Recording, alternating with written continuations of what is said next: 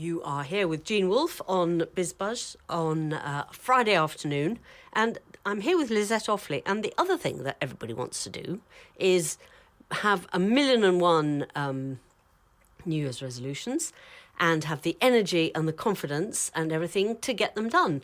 So I understand you've just been giving a talk this very morning. It was a workshop this morning. Oh, a workshop. Oh, yes. Fantastic. I love the title. Motivation, who needs it? Fabulous. Well, I came up with that because you don't need motivation to do the things you want to do. Yes. You're already doing them. Yes. Oh, I love it. So tell me about it. What did you do?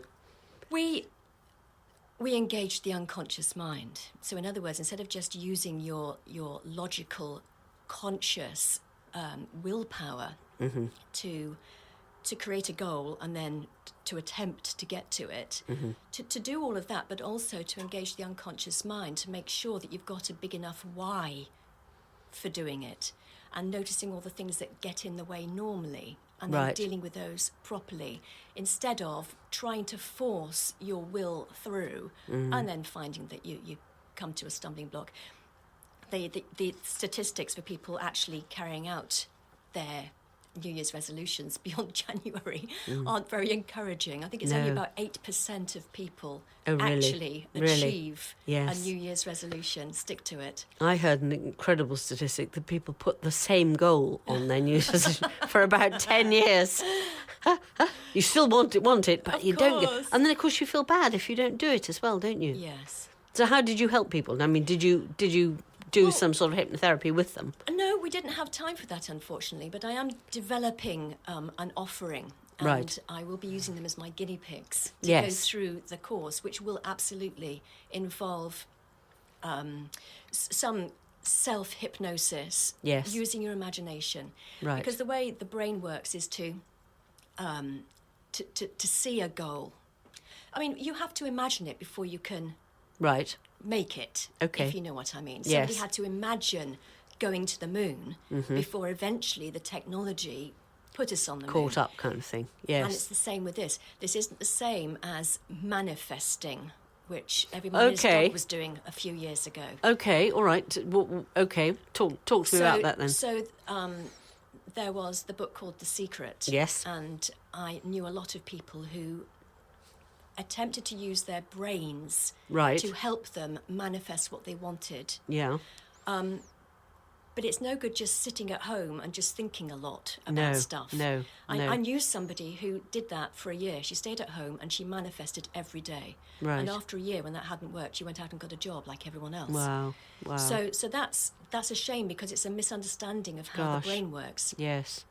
If, on the other hand, you really tune into your brain power and you vividly imagine the thing that you want to achieve, you get in touch with your why, you use your emotion. A lot of people talk about SMART goals, but that's not very effective unless you engage your emotion, that you get in touch with your why, how it feels when you've actually achieved it. That's what's going to keep you going, even though you face a setback. You have to find a way around it. Then you come to an obstacle, you have to find your way around it. You'll keep going if you've got a big enough why. So we were looking at that, and sometimes people think they want something, but they're not actually prepared to pay the cost. Yes. Everything comes at a cost. Yeah. Time, money, effort, relationships sometimes. Yes. Big changes in their lives sometimes. Yeah. And sometimes actually we're just not prepared to pay the cost. Yeah. And the unconscious mind knows that, because it knows everything, and will thwart your attempts. To get up early to do this, you think, well, I'll stay in bed a bit longer. Take, for example, if I wanted to be a pop star, I would presumably be spending a lot of time away from home. Yes. In the studio, on tour. Quite, yeah. And there might be a lot of great things about that. Yeah. But it would cost me my relationships, your family life, my and your family this. life, Yes, quite. And being at home and doing all the other things that I enjoy doing. And maybe I'm prepared to pay the cost, and maybe I'm not. Quite. But if I set out to achieve something, because I've used my logical, conscious mind, I've decided I want to achieve something, and I find myself not doing it, not taking the steps necessary, it's probably because your unconscious mind right now knows that it's not a good fit. Now, it might be that you have to re-educate your unconscious mind because it's still trying to make sense of the world and keep you safe. Yes. And is making decisions on the information it's got so far. Yes. Now, it might mean a question of getting it on board what you're going to do. Right. So that you really are focusing on the right things in order for it to happen. Your why, for example, your purpose, your intention is bigger than you. Yes. You know? Yes. Have a big goal. And that sort of jolts you out of your everyday stuff, doesn't it, a bit? Yes, yes. Or it might simply be that actually, you know, it'd be nice to have if it landed in my lap. Quite. But actually, I'm relatively not okay. That bothered. Yes, yes.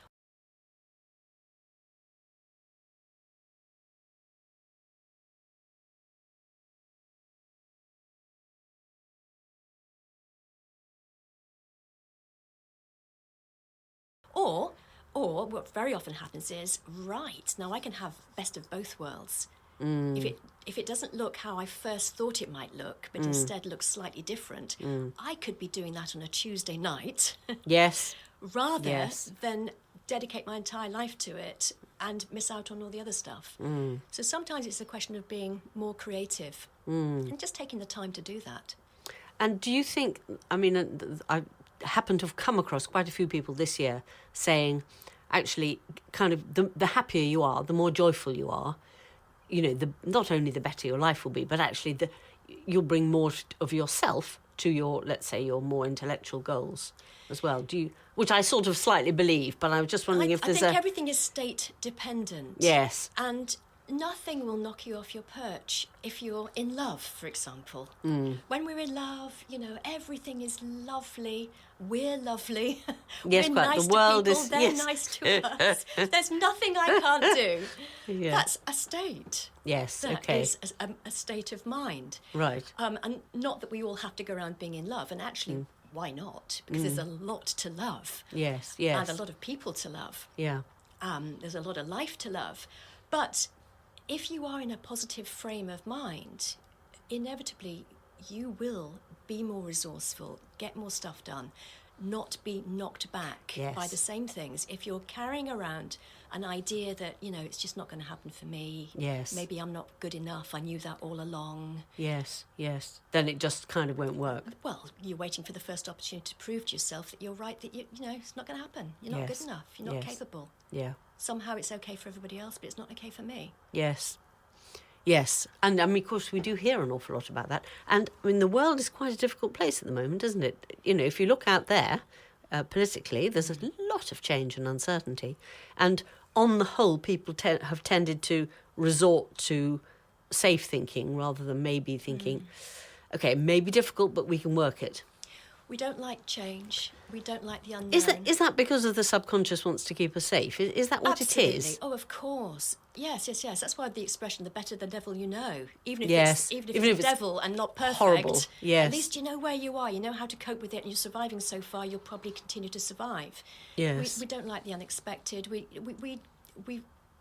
need to be safe, but that means different things for different people. Well, I was going to say that because actually, if we think about entrepreneurs, on the whole, they do like risk and they do like change. In fact, they get bored stupid if, you know, 2 days are the same. Well, that goes to show that it means different things for different people. That's what I was... And I spend a lot of time with entrepreneurs, people Yes. running their own small to medium businesses. Right. And while I would absolutely agree with what you just said, Yeah. they also need their safety and security, and they have their own definition of what that is. Yes. So it may look like a new opportunity looks safer than actually sorting out what you've just done. Yeah. I think that sometimes applies to small businesses, yes. actually. And somebody else, it would make their hair curl. Yes. To see what their level They'd of be security terrified. means. Yes, yes. Exactly. It means different things to different people. Yes. So part of it perhaps is working out what are your comfortable areas. Yes, and then the areas that aren't comfortable, why aren't they comfortable? Is it because of something that happened probably when you were a child and your unconscious mind made the decision, Still hanging on to that's it. dangerous, don't go there. Yes. Public speaking. I mean, how many people have stood up age 8 in the class and been made to read to the rest of the class, stumbled over a couple of words, everybody giggled. And for some people, that might be a trigger to be a performer. Quite. I've yes. got them in they the palm laughed. of my hand. They laughed. Yes, so I've going. got my audience. Yes. And for other people, Yeah. they would never go there ever Yes. again. Yes. Yes. And of course, that would be what we'd call a limiting belief. Yes. I can't do this. I mustn't go there. Yes. And that could hold them back at work or in their private lives. Yes. And there's nothing wrong with any of this, by the way. If people don't want to go singing from the rooftops, if they don't want to do public speaking, fine. But if by being able to do that as well, they would open up their options, yes. then you could look at where that started and just very quick and painlessly get rid of the original decision the unconscious mind made, make a better quality decision in its place, leaving them free to do that if they want to. Yes. And there may be situations where the fact that you're worried about public speaking is actually holding you back, or your career back, or your whatever, or, you're extra worried about your wedding or being a best man, or, whatever. And making yourself miserable all about that kind it of stuff. On a day that should be fantastic. And yes. It's very interesting, isn't it, how different we all are. And that's how the unconscious mind communicates with you. It makes you feel so uncomfortable that eventually you go, ooh, and pay attention to that uncomfortable feeling. Right. So if it's just a minor niggle, you probably get on with it anyway. Feel the fear and do it anyway. Yes. But if the feeling is bad enough, you can convince yourself you're having a panic attack, but you can convince yourself you're having a heart attack. Right. And then, of course, you're going to find any excuse to get out of the situation as fast as you can. Yes. And all the unconscious is trying to do is to make sense of the world and keep you safe. This seems like danger. Yes. Stay away. Job done. Yes. And you're saying, actually, it isn't necessarily, and it can be sort of reprogrammed. Exactly. In that situation, consciously of course it's not a dangerous situation. So you could take steps to change that unconscious decision if you choose to. Yes. If you feel it's worthwhile. So going back to your motivation thing, if people have discovered, why they want to do something, that will give them... Is that because they can see, hear, smell what it would be like? Or is it just because they've connected with something bigger than themselves? Or both? All of the above, I think. Yeah, okay. And so when it gets tough, you've got to get up early in the morning and do some travelling and go and do X, Y, Z. Yes. And people say, come and watch TV. Or so, yes, quite. Yeah, I know I'm doing this. Yes. Here I go. Off I go. And when you have a setback, something that wasn't as easy as it's supposed to be, quite, then like you find everything. your way around it because you are going to go there regardless. Yes. So yes, there's a big reason for sticking your neck out and for making the effort. Yes, you're going to do it. Fantastic.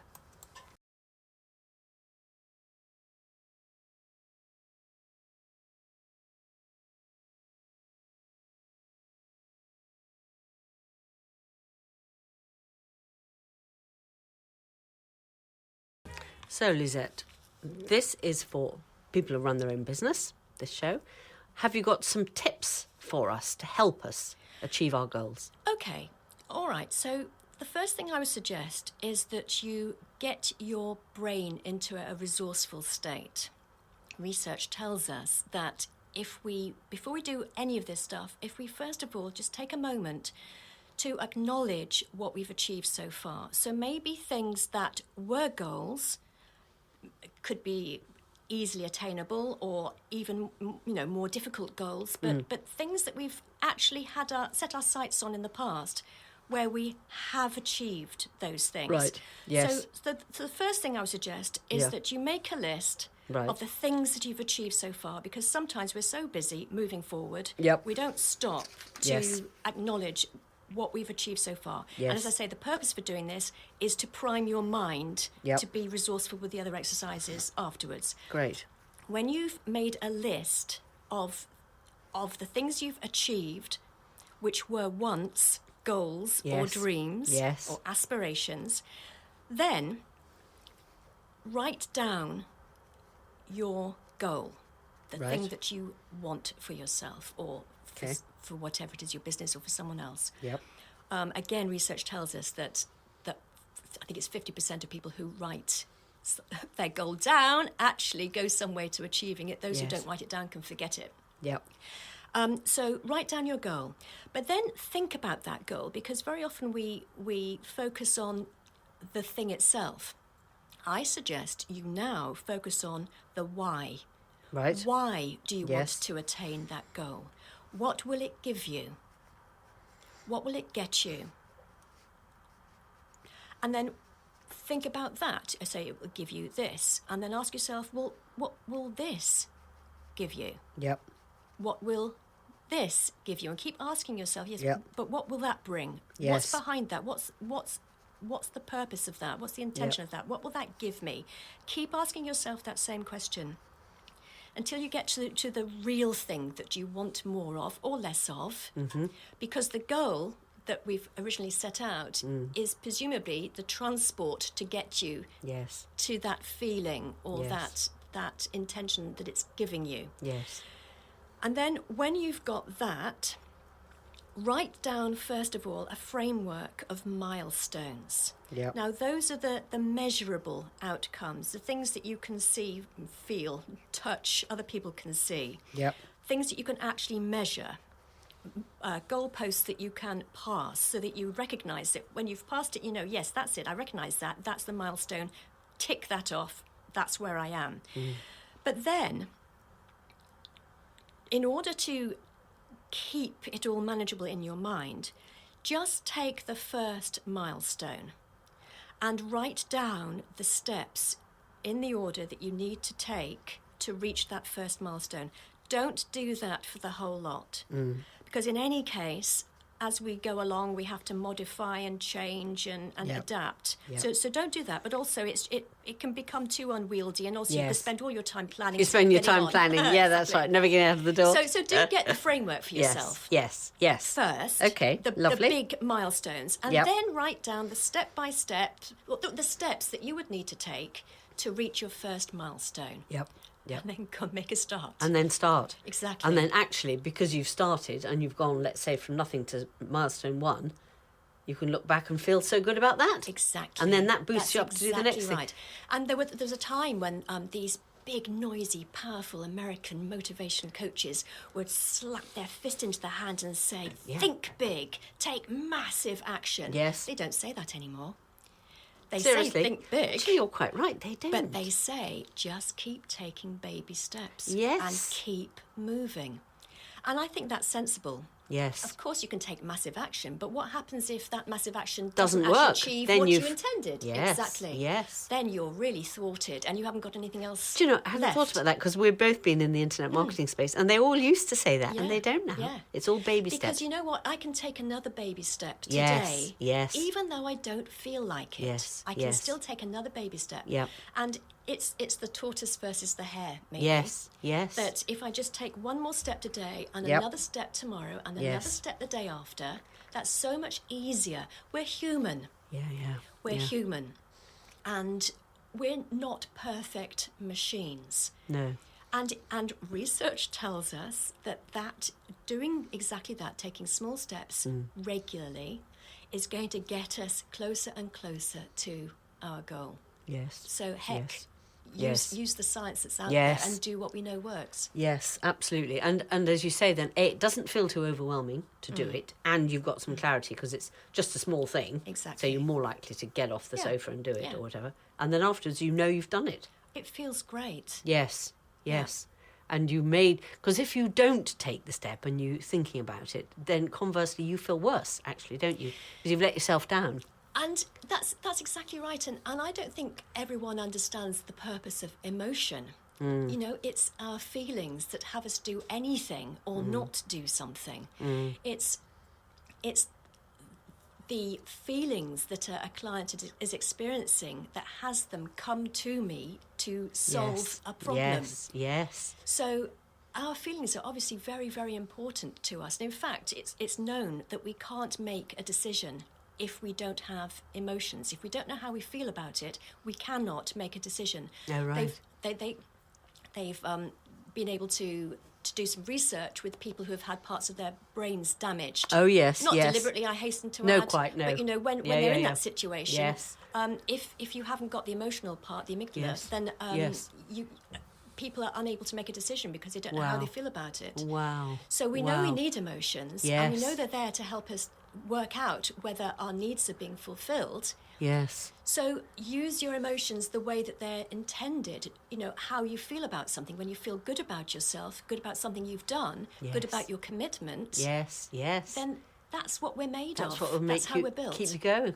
Keep you Exactly. going, seeing opportunity, having a lovely life, and actually, I mean, as a small business person, being more attractive to other people as well. Because if you've got their life going through you, Yeah. you know, your clients want some of it, and Yes. and they'll Well, we're want to come certainly to all you made for of it. energy, aren't we? Yeah. Yes. And we can detect each other's energy. Yes. E- Even if we don't unconsciously. realise you can. Exactly. Absolutely. Yeah. Yes. Yeah. Yeah. No. Very good. Well, lovely. I love those. Those are really nice, straightforward, and it's just about starting, isn't it? And keeping going, especially if you're a small business person, which is quite a job.